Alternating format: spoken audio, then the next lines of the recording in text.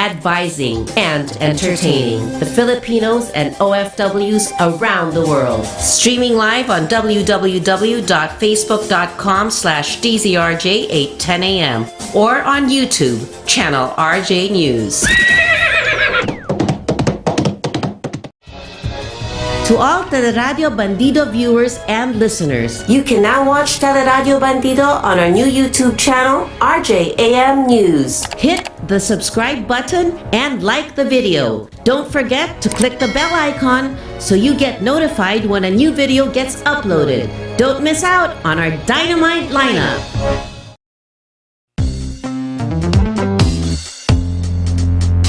PUGAD Vloggers, PUGAD Vloggers, ang kurap titirisin, salot sa bayan wawalisin, walang sasantuhin, ang saya-saya nakakabaliw, kasama natin ang tropang PUGAD Vloggers, PUGAD Vloggers.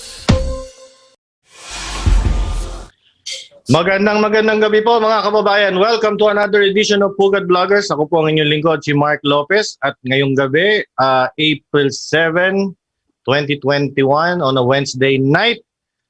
Naku po, medyo prepare yourselves people dahil this is a very trending and very hot topic.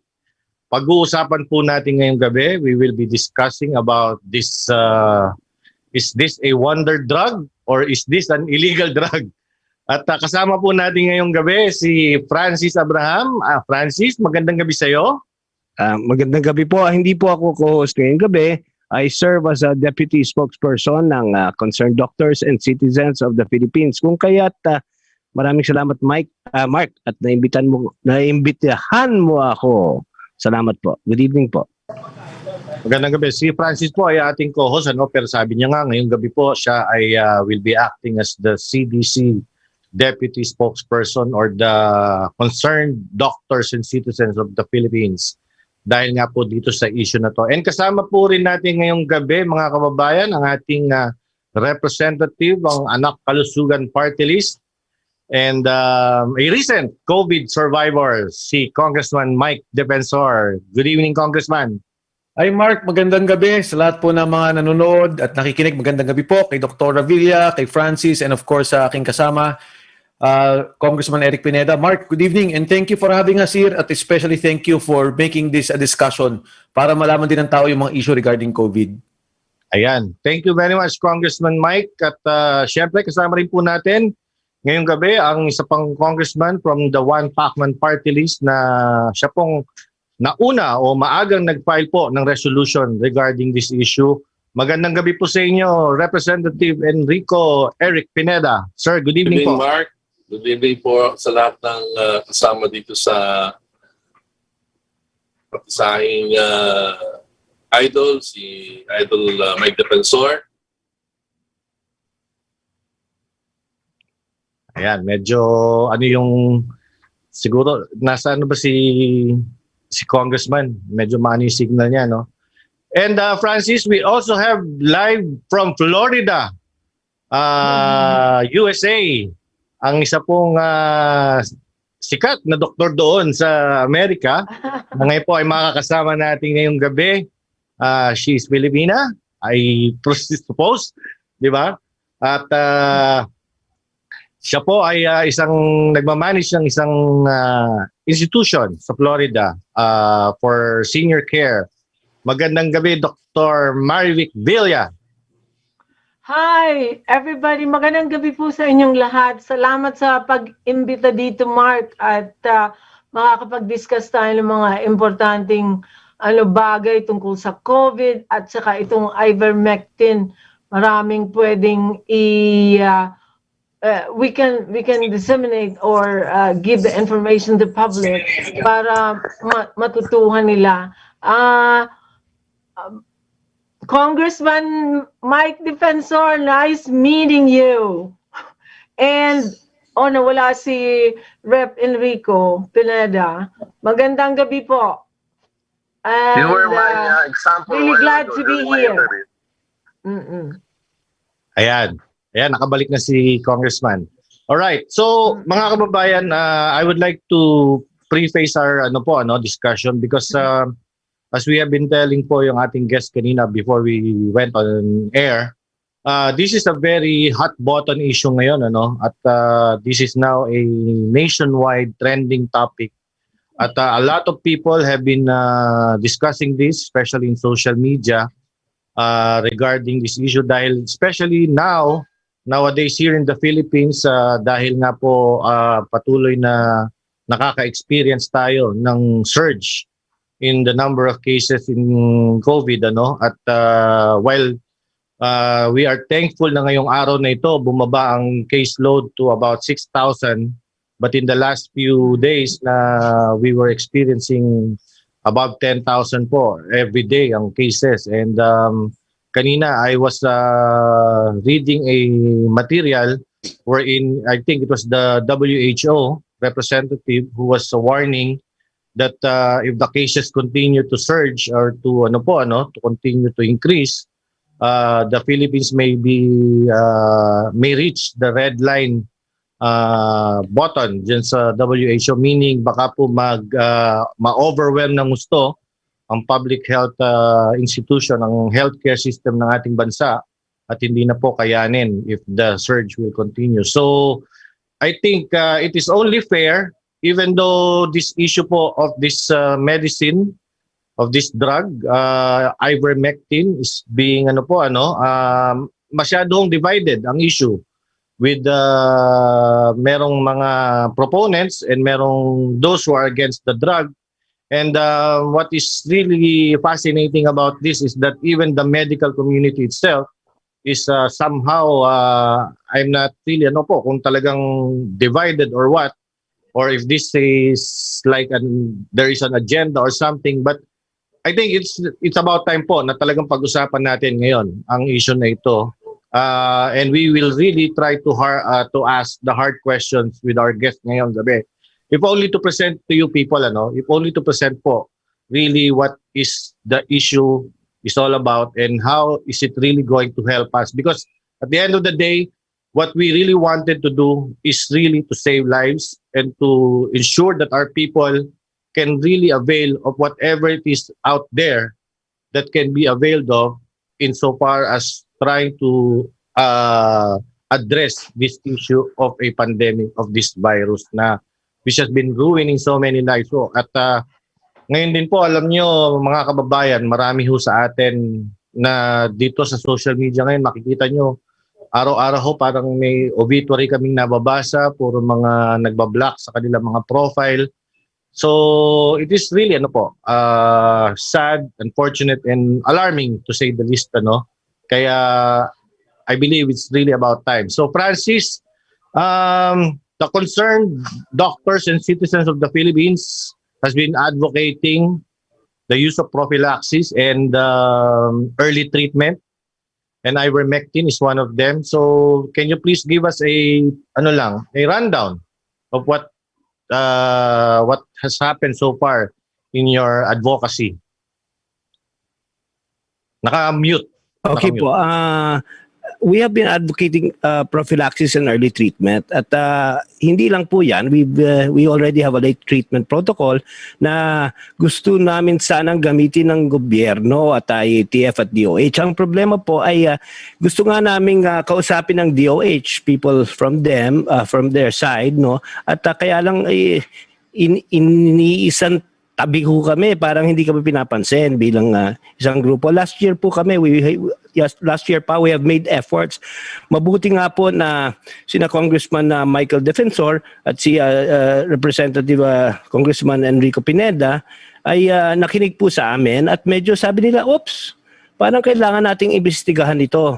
At nagpapasalamat po kami kasi they put it into the attention of the public. Ngayon po, gusto rin namin kausapin ng mga doktor na iba. Alam mo naman yan, Mark, na we've asked experts from the DOH to talk to us, pero ayaw po nila . So ganun po ang estado ngayon ng ivermectin. We have all the studies. We have all the research at we feel that our research is impeccable. There's overwhelming proof that ivermectin works. Ganun po. Francis, one question. Opo. What is it that is making it difficult for the DOH and the FDA and the government, for that matter, to really give an endorsement, at least an endorsement of I this could- drug? Ay, kaching, ay, sorry po, hindi po kaching. Ewan ko po kung bakit. Ewan ko kung bakit po ayaw nilang makinig. Alam po ni Sir Mike Defensorian at we've had experts even coming into this congressional hearing from the US. We have meta-analysis. So, hindi ko alam kung bakit. Sila po dapat ang tanungin ninyo. They always say that there is not enough evidence. But our camp says we have overwhelming evidence. Yun lang po, Sir Mark. Siguro si Okay. Ma'am Maribig, kung matanong nyo kung ewan ko kung bakit ayaw nila. Baka masagot ni Congressman Mike Defensorian o kaya ni Congressman Eric Pineda yan po. Well, I think we have to, kay Congressman Mike, Congressman, kayo po ay naging COVID positive nitong nakaraang lang po, at kayo po ay nag-treatment ng ivermectin. And you would probably have really a personal stake on this dahil kayo mismo ang naka-experience of the effect of the drug. Yes, Mark. At una ho, kaya nga nung mangyari to, to be honest, no, Mark, tama yung binanggit mo si Congressman Eric Pineda talaga yung nauna dun sa resolution. And even I think as early as last year, alam niya na yung isyong to. Ako, to be honest, wala akong alam. It was only when I got sick, kasi itong sister ko, may sakit, congenital heart yung anak niya.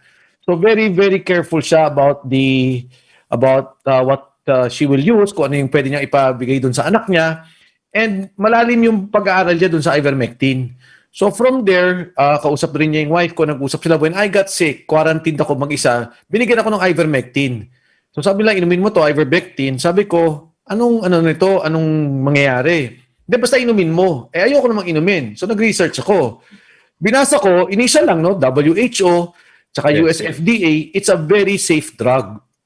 Tingnan ko yung mga adverse effect. Sabi ko, wala naman pala, okay lang. So, ininom ko. After nito, Mark, akong magkasakit, about ilang days lang, biglang nabalitaan ko, kasi yung ininom ko kay Dr. Landrito galing eh. They told me that it came from Dr. Landrito. Sinara yung laboratory na gumagawa kay Dr. Landrito. And so, sabi ko, bakit ganun? Ang dami kong ininom. Uminom ako ng paracetamol when I was sick. Uminom pa ako niyan. Uminom ako ng linwa. Uminom ako ng kung anong vitamins and minerals. Bakit nakafocus at nakacenter sa ivermectin? So, nung nag-file kami nung resolution na when Congressman Eric filed, tas nag-file ako after a week, talagang nag-aral na ako. Pinag-aralan ko na. Lalo ko nakita talaga yung kabutihan ng ivermectin. Doon ako na-convince. Ang sabi ko nga, and ito siguro, I'm not a medical expert, pero klaro sa akin na very safe to. WHO is saying that, US FDA is saying that, tsaka yung Philippine local, si Dr. Domingo, even during a hearing, sinabi niya safe to.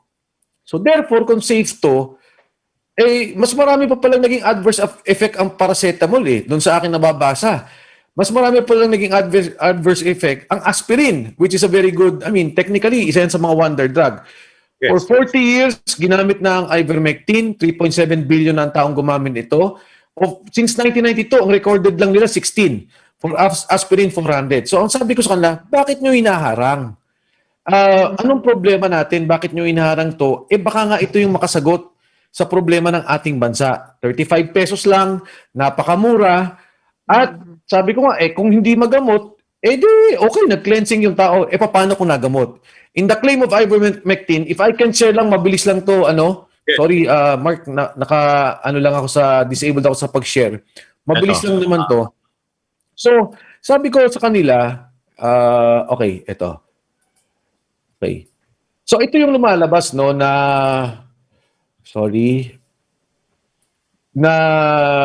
sa ivermectin. Ito yung test niya, 48 trials, 15,000 patients ongoing. So bakit niya hinihinto? Bakit hindi tayo tumulong sa ginagawang pag-aaral nito at maaaring makatulong sa mga tao? Kung 76% nandito yung improvement in mortality, di ang ibig sabihin nito, 13,000 na namatay sa Pilipinas, nasagot sana natin, nasagip ang buhay ng 10,000 Pilipino. Hindi sana namatay yung 10,000. Ngayon, pangalawa, ito, Mark, ang Linawin ko lang, Kong, this is Philippines study? Hindi, a nationwide study yan because the ivermectin studies, Mark, ginagawa niyan sa Australia, ginagawa ngayon sa Japan, dyan sa lugar ni Dr. Villa, sa Florida, maraming ginagawang ganyan, sa South America. So ang ginawa ng mga doktor, dahil hindi naman to, kumbaga, hindi naman nila pinagkakaperahan to eh. Di ba, hindi naman to big pharma na meron silang pondo para suportahan to. Ang ginagawa nila, lahat ng mga studies na ginagawa, iniipon-ipon nila. And in fact, this study was the result kaya nagbago ang US FDA. Dati sa US, hindi pwedeng mag-prescribe pagka may COVID ng ivermectin. Pero ngayon pinapayagan na off-label mag-prescribe ang mga doktor sa US. Alam mo sa Pilipinas hanggang ngayon, Mark, nagsabi ngayon si Dr. Yusek Vergere, pagka kayo nag-prescribe ng drug na yan, pwede kayong ikulong. Pagka kayo nagbigay ng drug na yan, pwede kayong ikulong. Ano namang klase yan? Imbis na makatulong, nakakasama pa. Ito ngayon, magugulat ka, Mark. Pinag-aralan ko kasi dahil hindi naman ako sa medical side but on the policy side. Ito yung latest AEO ng DOH. July 2020. Kung titingnan mo yan, sinasabi niya ganito, may kailangan tayong responsibilidad, blah, blah, blah. O ito. Sinabi niya, in view of the foregoing, following provisions of the Administrative Order, yung kay Flavier ng 1992, ginawa niya ngayon yung mga emerging or re-emerging infectious diseases considered as public health emergencies. So ito yung AO niya. Ito ngayon. Sabi niya, kahit na hindi ka naka-register, ito, a certificate that the product is currently registered in the country of origin, pwede daw.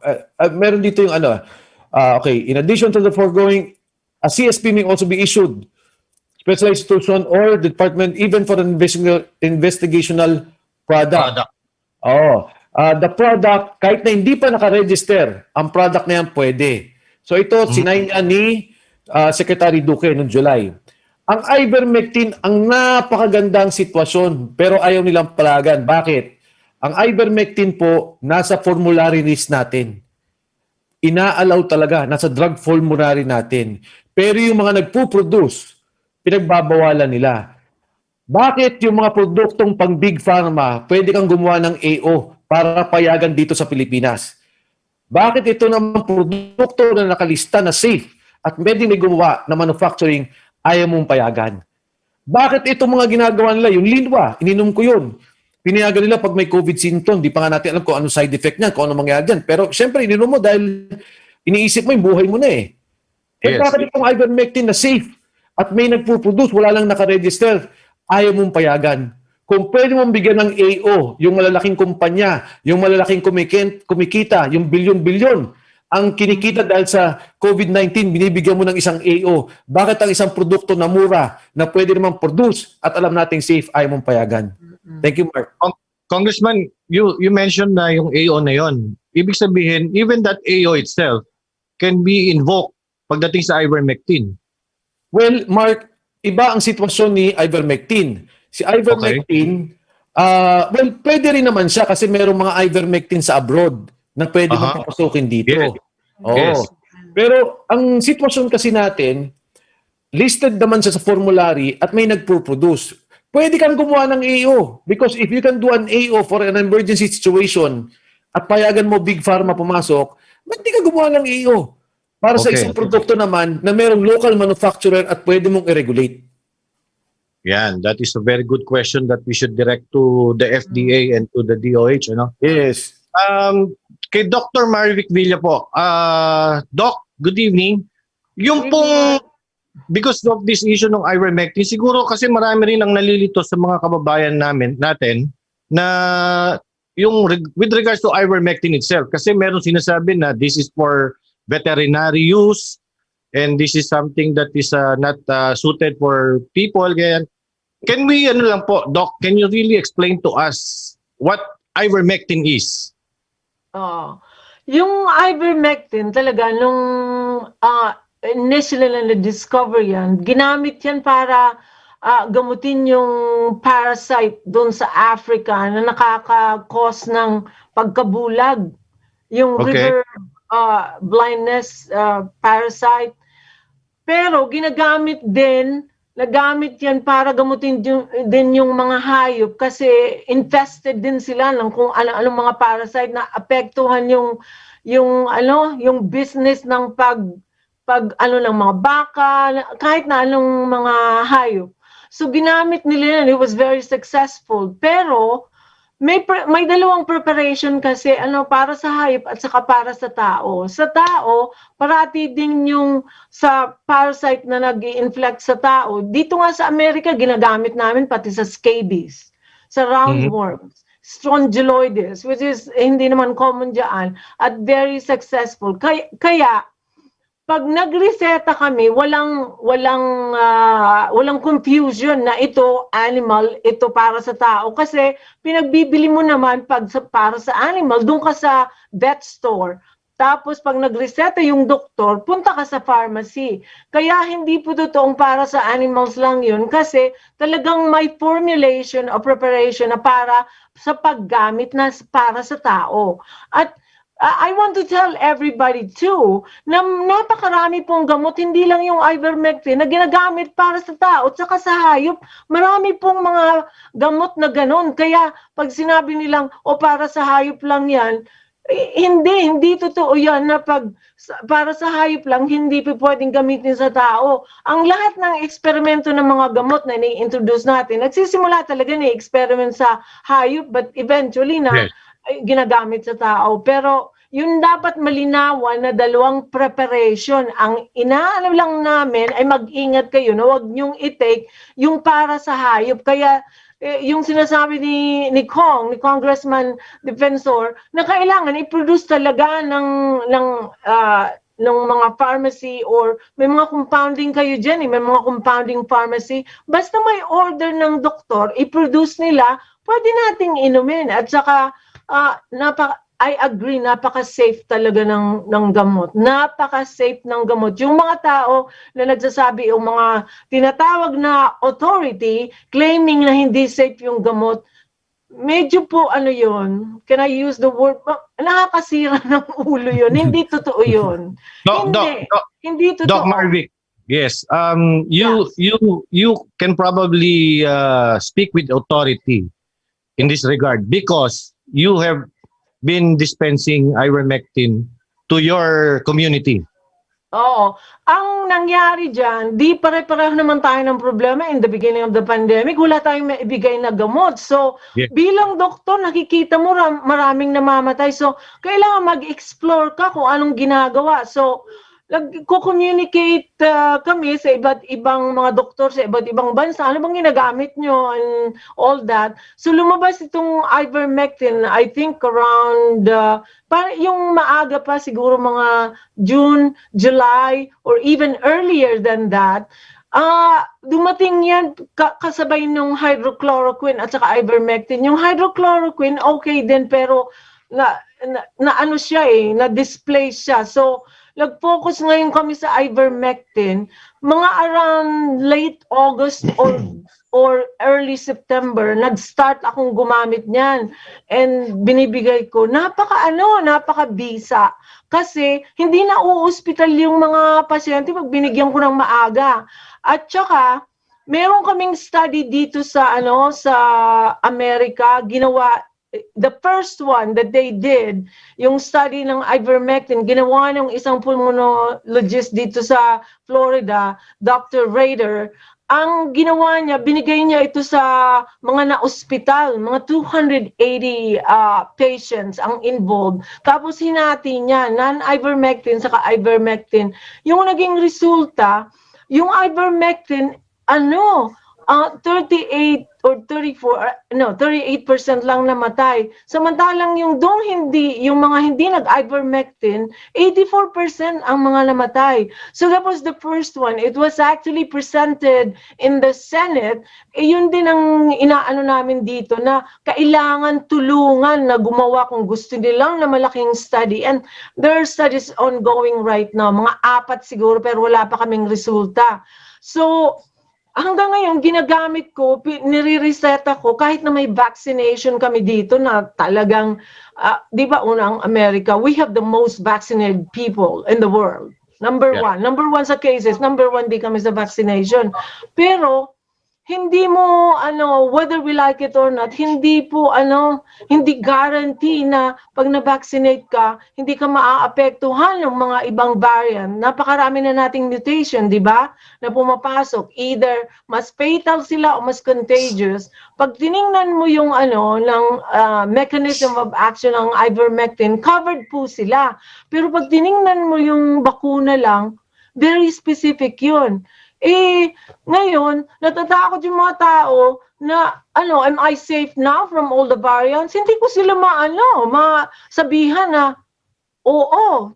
Kasi wala naman talagang, walang data, walang informasyon dun, walang study. So, ang ginagawa ko, kahit na nabakuna na sila, binibigyan ko lahat. Binibigyan ko ng ivermectin. At ang kagandahan dito sa Amerika, at hindi ko maintindihan kung bakit hindi magawa sa Pilipinas, ay off-label po kami. Tama. Ibig sabihin, aprobado na yon ang FDA, they've already done their job, it's a safe medication, it's approved for use, for human consumption, so they don't regulate how I prescribe it and for what. Ang sasabihin ko rin sa inyo, 20% of the drugs here in America, mga off-label kami. Ginagamit namin yan and it's not illegal. Kasi, meron kang mga gamot, pero you have to reserve the right of the physician to make a wise decision what is good for the patient. Diba? Kahit naman kahit sabihin nila, hindi nag-work doon sa isa, pero nakikita ko sa mismong experience ko na, magaling talaga, nakakagamot at hindi na uuspital yung mga tao. Tapos yung mga nasa ospital na gumagaling ng mabilis. Yung mga ibang state dito, kasi hindi pa kami uniform, may mga state, and for sure yung New York, Texas, and of course dito sa Florida, kasi may mga study pa nga, kasali na sila sa protocol ng paggamot ng inpatient. Pag na-admit o pagpunta pa lang doon, I know for sure in Texas, kasi ang FLCC, yung mga ibang miyembro, galing sa Texas, yung sa Virginia din, kasi galing dun si Dr. Marek. Nilalagay na nila as part of the protocol ng paggamot sa sa mga na po talaga. Kasama na, Doc? Kasama na talaga sa... So, it's in, Sa New York, hindi lahat ng ospital pero tinatry na nila at saka nag-uusap-usap din kami. So anong ginagawa mo dyan? And then, alam mo, nagiging trend pa dito, yung mga state na hindi pa sila accepted, yung mga pamilya naggumukuha ng court order para lang mabigyan yung kanilang lola, yung kanilang nanay at tatay. Kasi na ospital, masyado may sakit. Tapos gusto nila, they heard about this ivermectin. So kumukuha sila ng order sa korte, mabigyan lang. Mark, siguro matanong mo kay doktora, yung majority ng patients niya, puro vulnerable and may comorbidities kasi matatanda na po ang mga patients niya. I was about to ask nga yung demographics ng patient ni doktora, no? Oo, yung town where I'm practicing, ang tawag, kahit i-search nyo, the villages. Yun ang pinakamalaki, the villages. Yan ang pinakamalaking retirement community dito sa Amerika. Actually, in the world. Kasi mismo yung lang namin, mga 150,000 residents kami Mga puro matatanda. We're talking about 65 and above. Kasi puro Medicare. Yun ang insurance ng aming mga retirees dito. So 65 and above. And I'm gonna tell you, siguro 90% of them, lahat merong comorbidities. May mga hypertension, may mga diabetes, COPD, mga ganon. At iba't iba pa, mataas ang rate ng cancer. They're all survivors of cancer. At saka mga chronic renal failure. Eh, alam na natin na dito sa COVID, sila yung pinakamataas na risk, di ba? And so, yun ang pinoprotektahan namin. Sila yung unang binakunahan and all that. Yun ang ginagamot ko. So by that alone, kasi simula nung ginamit ko yung ivermectin September, kahit nasabihin natin September, wala po akong hospitalization except one. I had one patient, severe COPD, stage 4 cancer, and then he got like chemoradiation therapy. Nagka-COVID, bigla na lang bumagsak. Imagine. But the only one everybody from, One out of? Out of, hindi ko na mabilang, siyempre hundreds yun ang mga cases ko, tapos 1,000 naman yung prescription ko. Kasi tumitingin ako ng between me and my nurse practitioner, we're seeing people in the office between 40 to 50. Kahit A day. Kahit na tigsa 10 na lang kami magreseta ng ivermectin, then do the math. Yes, And that yes. is in September. Okay.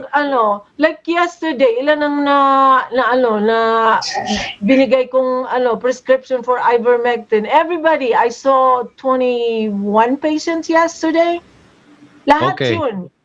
At ini-explain ako sa kanila, wala silang okay, padala lang yung reseta sa sa pharmacy, pick upin na nila, and I give them instruction how to take it.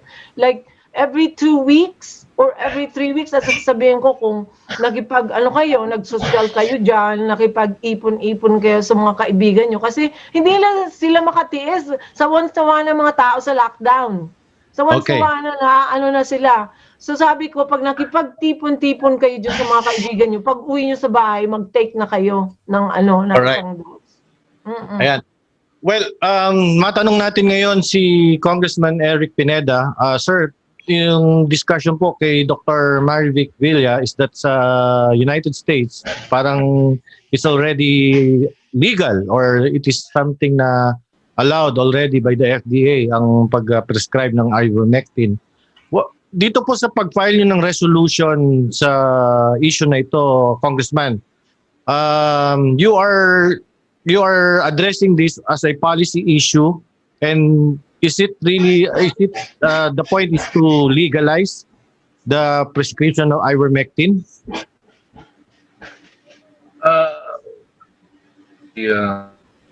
Share the concerns of my colleague here, like the defensor. And, everything that Dr. Diaz explained was wonderful. And in most interviews about 10 already, I always use her as an example. I filed the resolution because of what happened in this place, and because they closed his lab facility on the pretext that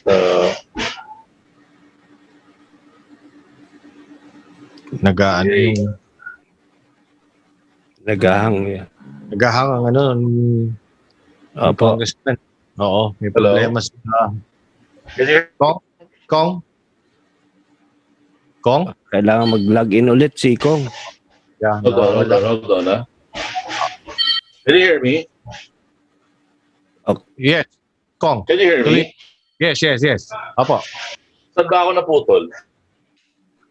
You were explaining po yung pag-file nyo ng resolution.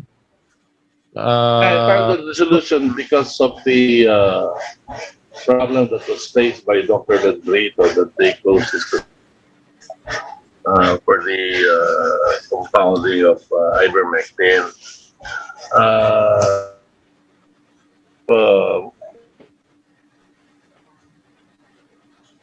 About its Talagang hello? Can you hear me?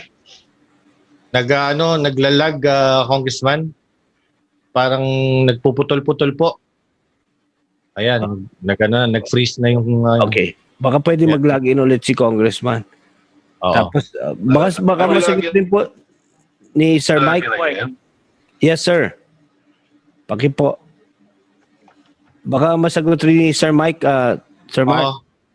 Yes, Congressman Mike, yung with regards to the resolution nga po that was filed by Congressman Pineda, and you also subsequently filed another resolution with regards to this issue. The end goal really is to put the onus on the FDA and the DOH to act on the drug that can be dispensed. Well, una sa lahat, Mark, alam mo, ang dapat ko sanang gustong marinig sa committee hearing na yon, katulad ng ginawa nila doon sa hearings nila Dr. Villa sa Senate, sa Congress of House of Representatives, sa kanilang Kongreso, but more sa Senate pa mas marami silang hearings on ivermectin, is to hear the experts. Diba? Pampakinggan namin ang talagang expert opinion nila, ano talagang nangyari. Unfortunately, Mark, ayan si Dr. Villa, nandyan yan sa US nandyan na doktor siya sa US, and iba yung oras nila, baliktad. Yes. Dr. Villa was there, Pierre Corey was there, just to give his inputs to the Philippine Congress. Dr. Landrito also spoke on the side of the Philippines.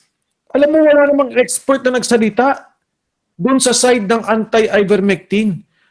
Kasi, di ba, siyempre, on a policy side, gusto namin pakinggan lahat ng ano sasabihin nila. Ano ba tong drugs na to? Ano ba tong phenomenon na to? O bakit kayo against, di ba? But Yes. no one spoke. Only the regulatory agencies.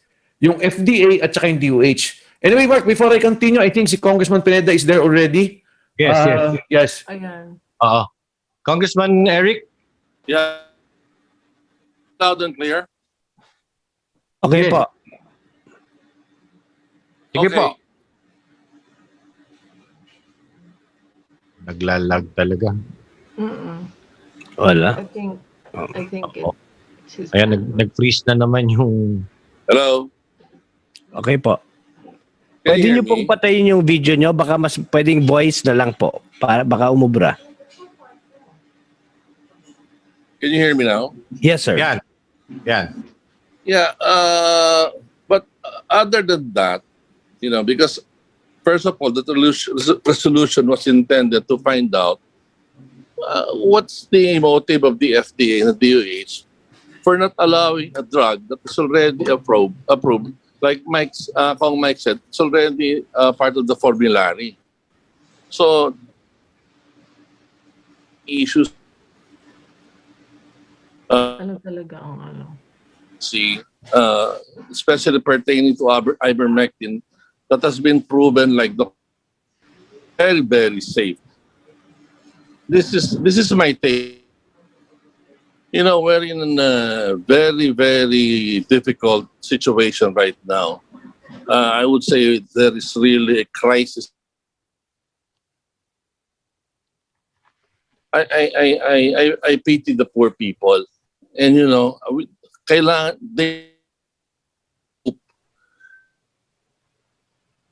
that they are looking. I believe that this will make a difference. It's cheap, but it can also protect most of our countrymen. Isang kahig, isang tuka. Going out, riding station, wala naman social distancing. Every day, if they, I don't think they can afford to go to the hospital. Baka sabihin pa nila, naku, ang laki naman itong bill ko, mabuti pa namatay na lang ako. Ayun. Okay. Medyo talagang mahirap po yung signal ni Congressman Eric, pero the way I am hearing his Ayan. Step outside the... Sige po. Sige po, Kong. Hanap po tayo ng medyo mas yung clear na signal po.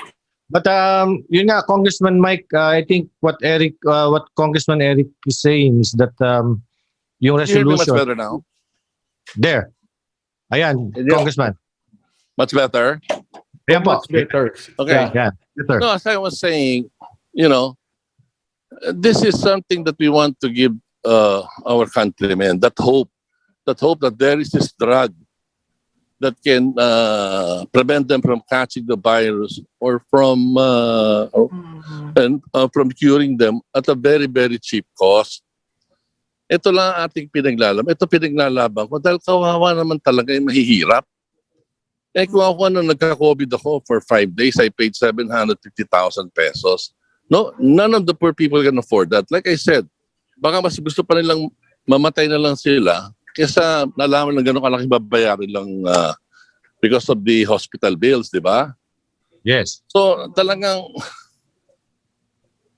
itong mga taga-FDA saka DOH, I told them, and I've been telling this, even in my interviews, they can always talk to their counterparts from other countries.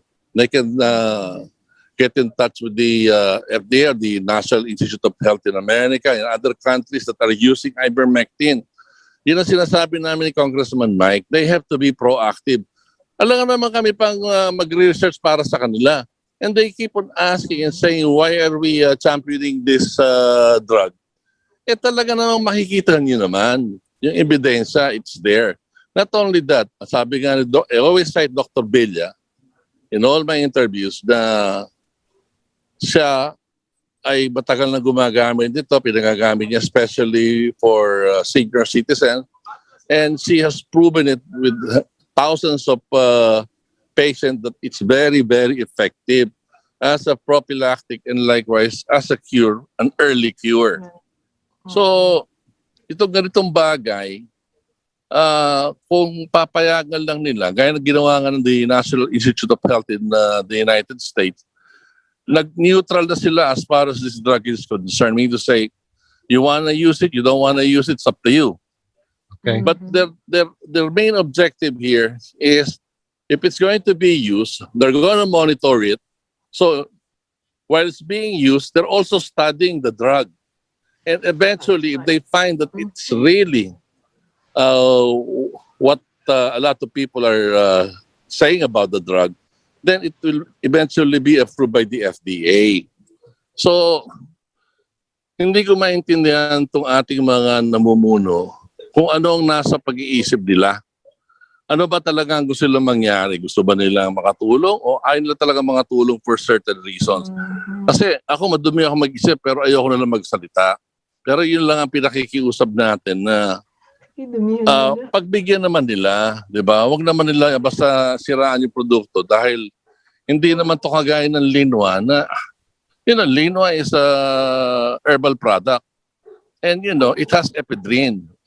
And when I took it, sabi nga doktor ko, kung tinagal-tagal mo pa ipag-inom niya, baka namatay ka. Because my heart at rest was palpitating already at 130 beats per minute. So the minute I stopped linwa, bumaba na yung heart rate ko. So mean to say, linwa is also not the same drug. It's not proven that it can really cure. I think the ace lang about linwa is it can shorten the number of days that you will be recuperating. But that's about it. But it's still not something that is proven. So yun lang talaga, sa amin lang talaga, especially kami ni Congressman Mike, we are championing this. May mga tanong pa nga sa akin, am I championing this for profit? I don't care about the profit or whatever you're talking about. What I care about is the Filipino people, yung naghihirap, the majority of people who cannot afford to get sick. Because if they get sick, they cannot work, how will they put food on the table? Yun ang ating pinaglalaban po. And that's where I'm very, very emotional about it. Na kailangan po talaga itong drug na to. Kung sabi nga ni Dr. Landrito, kung ito paggagamit natin sa lahat ng ating mga adult population, baka in 4 months time, na-solve na natin yung pandemic. At ako'y naniniwala po sa sinabi niyang yon. Yun lang po masasabi ko. Magandang gabi po. Mike, Mark, Yes. andito po ang isang doktor pa ng CDCPH, si Dr. Homer Lim, no? Sana marami rin po siyang na-treat, thousands na ngayon, at yung lab niya, yun po ang ni-raid ng FDA at pinasirado yung kanyang compounding lab. Ngayon, Okay. ang CDCPH po,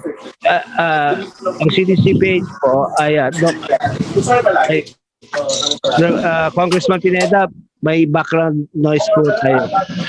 So yung lab po ni Homer Lim, yung po ang ni-raid ng FDA. Kaya nagtataka po ang CDCPH, parang may double talk ang FDA na parang hindi naman sila against sa ivermectin. Pero bakit nyo naman ni-raid yung lab yung compounding lab ni Dr. Homer Lim? Konti-konti na lang ang ivermectin dito sa ating bansa. Tapos ni-raid nyo pa. Kaya we're concerned about, the CDCPH po is concerned about the double talk. Siguro matanong mo dyan si Dr. Homer Lim tungkol dyan. Dr. Homer. Yes, sige po. Dr. Homer Lim, good evening po at welcome to PUGAD Vloggers. At patungkol po doon sa binabanggit nga ni Francis na yung naging po sa inyo, naging issue sa inyo, yung pag-raid sa inyong lab. Ano na po ba ang latest dyan? Well, actually, hindi naman siya ni-raid. Inspection. It was a unannounced inspection by the FDA. So when they inspected, they found some.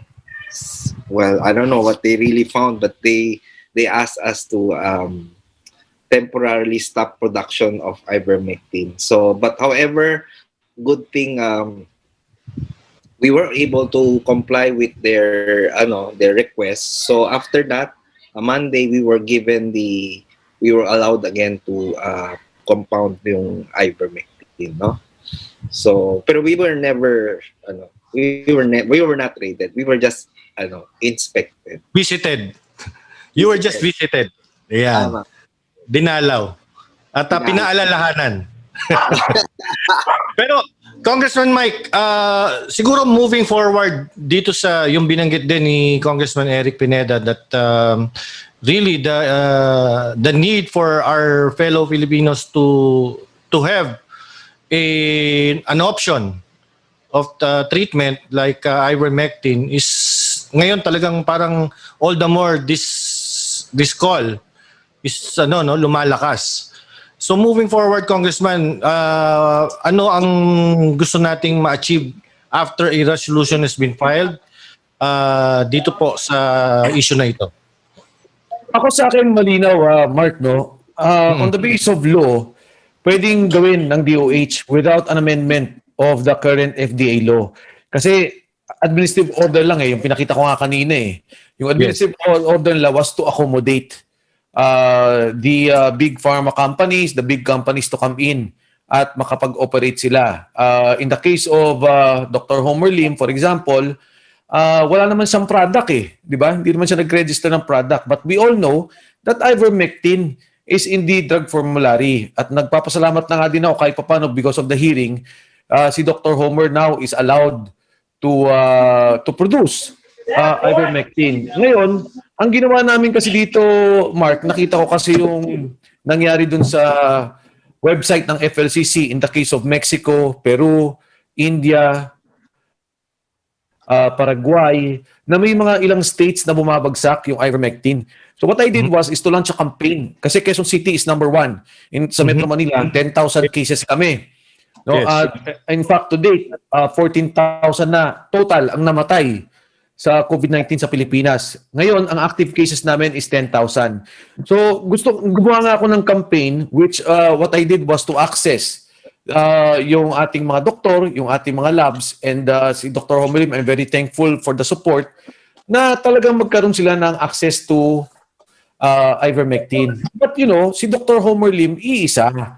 They should allow the other compounding laboratories to produce.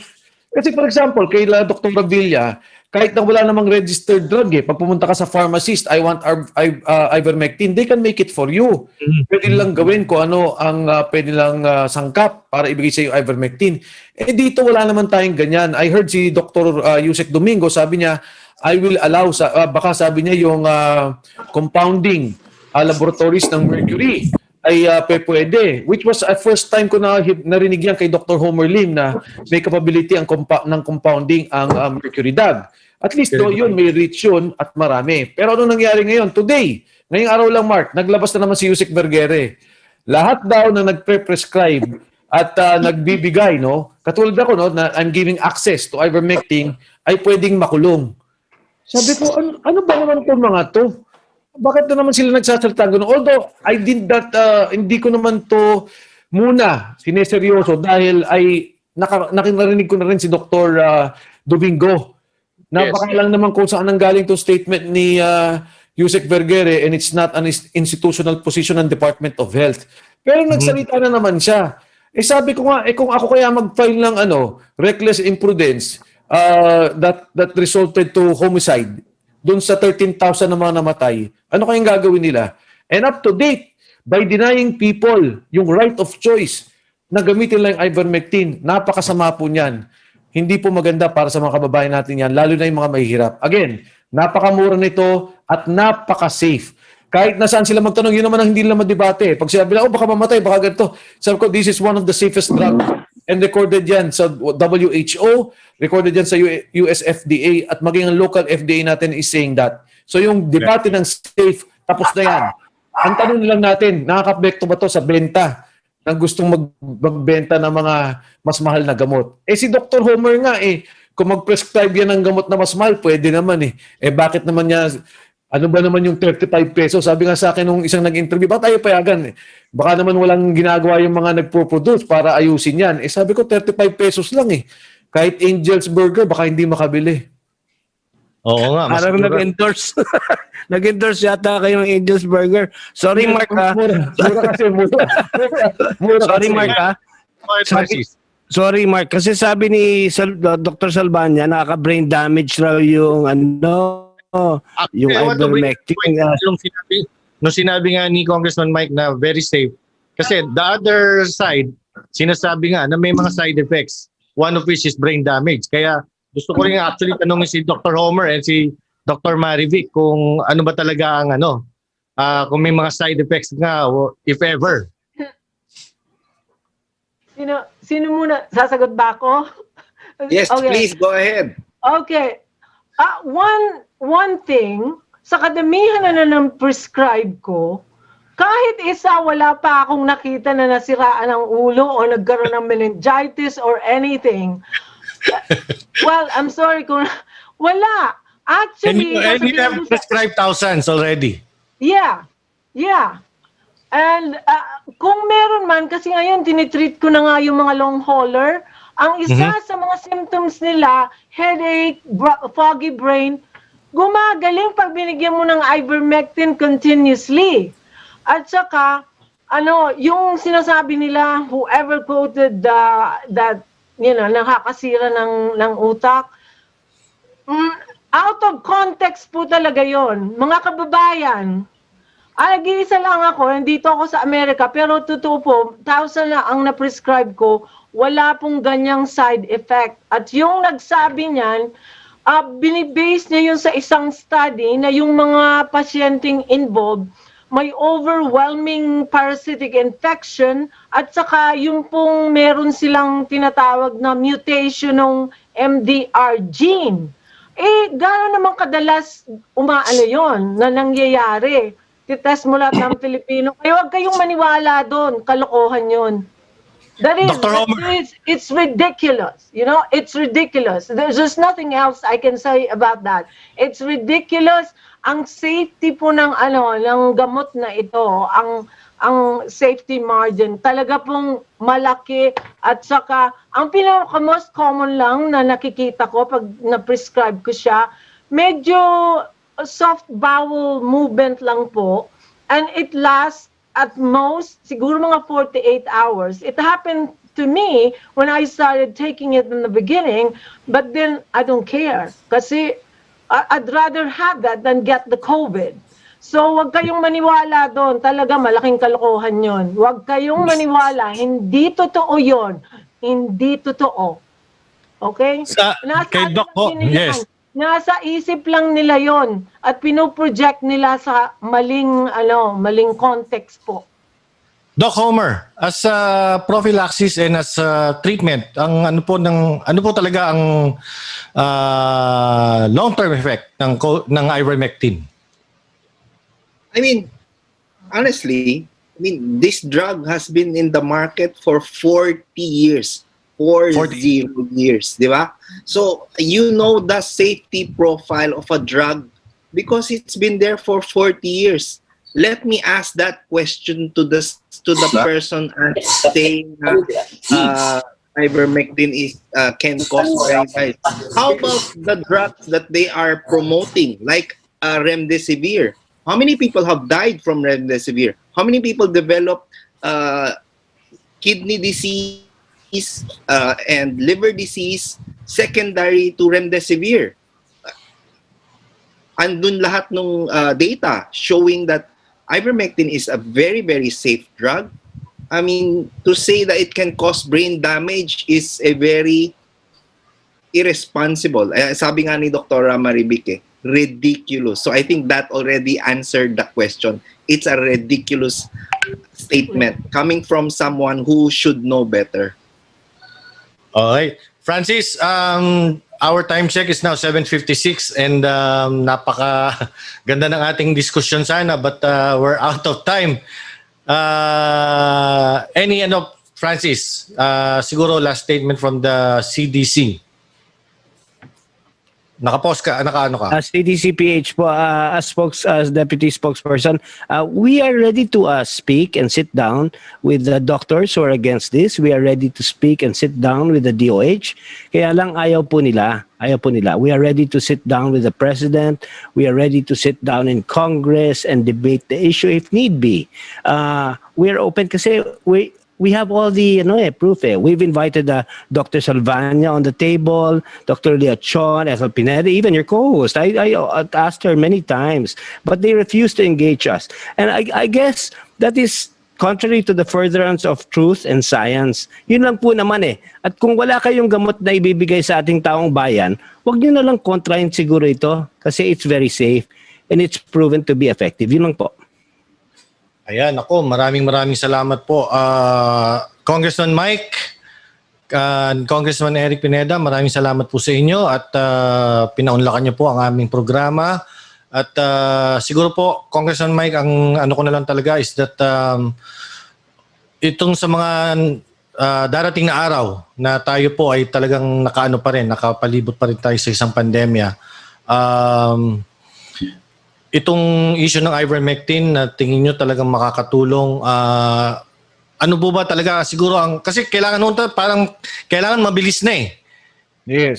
Dahil sa sitwasyon So ano po ba beyond resolution, beyond a congressional hearing, ano po kaya siguro talaga ang pwede nating magawa para po ma-address yung etong nangyayari ngayon na pagdami pa rin ng mga kaso ng COVID sa ating bansa?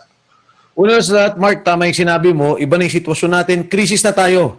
Ang mga ospital natin, punong-puno na, nakapila na yung mga tao sa labas ng ospital. Marami na tayong mga nakikita na mga numero na tumataas. Hindi na yan number statistics sa atin, kundi mga kamag-anak na natin, kaibigan, kamag-anak ng kaibigan natin. These are people close to us. Kailan lang, hindi naman balita naman yan dito, si Claire de la Fuente, who is also a good friend of mine, namatay sa labas ng ospital, hindi man sa loob, because she cannot be accommodated anymore. So ito na yung mga kailangan nating sagutin. And umasa ka naman, Mark, tama ka naman, kailangan talaga gawa namin ito ng aksyon at pag-iisip pa namin kung ano yung hakbang na kailangan ng gawin. At ang mensahe ko sa DOH at FDA, kung hindi naman sila makakatulong, huwag sila maging hadlang. Huwag nilang takutin yung mga doktor natin, pabayaan natin magkaroon ng laya, dahil baka ito ang makasigip sa ating mga kababayan. At kung patuloy na hadlangan nila to, patuloy na mamamatay ang Pilipino, yung dugo na yan ay nasa kamay nila. Yung mga namatay na 13,000, kung alam lang natin yung ivermectin na maaga, baka nasagip natin, no, yung 10,000 dyan. Kalahati man lang, masaya na tayo. Isang buhay lang masagip natin dahil tama yung ginawa natin, masaya na tayo. And I'd like to congratulate and thank CDC-PH, itong mga doktor natin, Dr. Villa of not only of CDC, but also of FLCC, yung US organization, and Dr. Homer Lim. And of course, yung aking kasama, ito yung unang nag-file, Congressman Eric Pineda. Kami kasama nyo all the way. Hindi na lang ako basta nagtitake ng neutral stand. Alam ko na to, naintindihan ko na to. I am educated with the issue. At maganda nga pinag-uusapan to lahat sa social media at natututo mga tao. Because I know in the end, they will say that ivermectin is the drug that can help us. Maraming salamat, Mark, sa pagkakataon. Alright, at it's 8 o'clock in the evening, mga kababayan. Kapos na kapos po tayo sa oras. Gusto pa sana natin ituloy ito. Pero maraming salamat po sa ating mga bisita. Francis Abraham of CDC-PH, Doc Marivic Villa, direct from Florida po, Doc Homer Lim, kay Congressman Eric Pineda of One Pacman, and kay Congressman Mike Defensor. Yes, Congressman.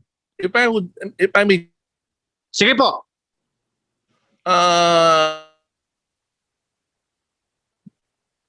Naku. like na wag na lang